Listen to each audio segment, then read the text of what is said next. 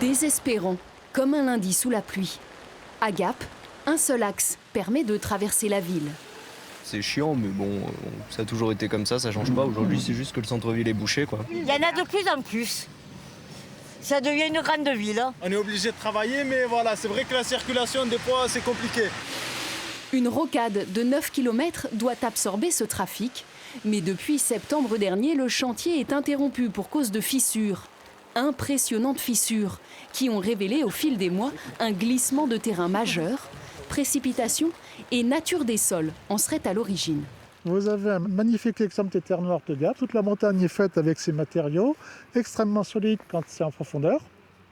Et quand on est en surface, ça se décompose avec la pluie en plaquettes, en lamelles, jusqu'à devenir de l'argile.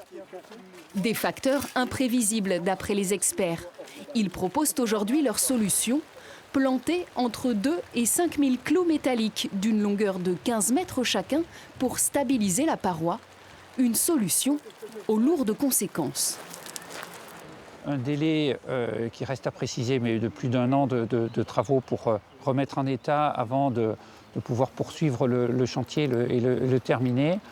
Et pour ce qui est du coût, on est de l'ordre de grandeur de 10 millions d'euros au total. Oui. C'est un énième accident de parcours pour ce projet vieux de 50 ans, serpent de mer de l'actualité gapençaise.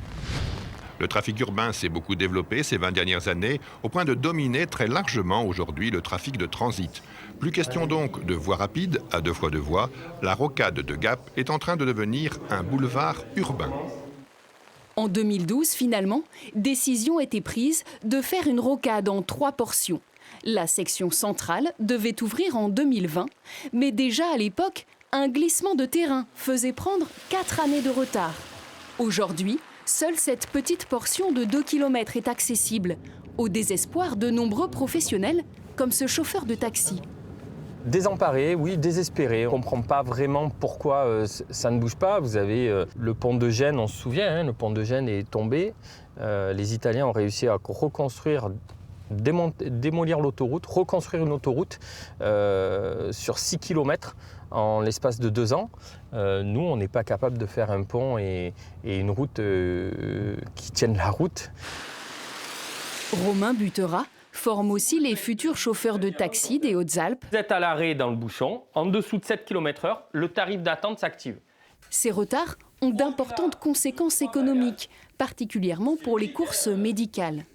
La caisse primaire d'assurance maladie ne prend plus en charge les temps d'attente et les temps de bouchon. Et là, ça devient compliqué, c'est à la charge du chauffeur de taxi. Et donc, malheureusement, aujourd'hui, entre l'augmentation du prix des carburants et les bouchons, certains chauffeurs font le choix de ne plus faire certaines courses qui ne sont plus rentables. À la question « Qui est responsable du fiasco ?», pas de réponse à ce jour. La mairie de Gap ne s'exprime plus. Le département refuse de financer les surcoûts. Le préfet espère une reprise des travaux pour cet été. C'est sa proposition. Cette situation est inacceptable. Je le redis, cette situation est inacceptable.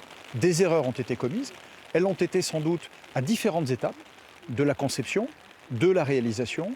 Et l'État qui aujourd'hui endosse seul le financement à la fois des études et de la réparation, ira chercher les responsabilités. La section centrale de la rocade devait coûter 36 millions d'euros. On en serait finalement à près de 80, sans compter les sections nord et sud à venir. Pour les 115 000 véhicules qui traversent la ville tous les jours, le futur reste encore bien flou.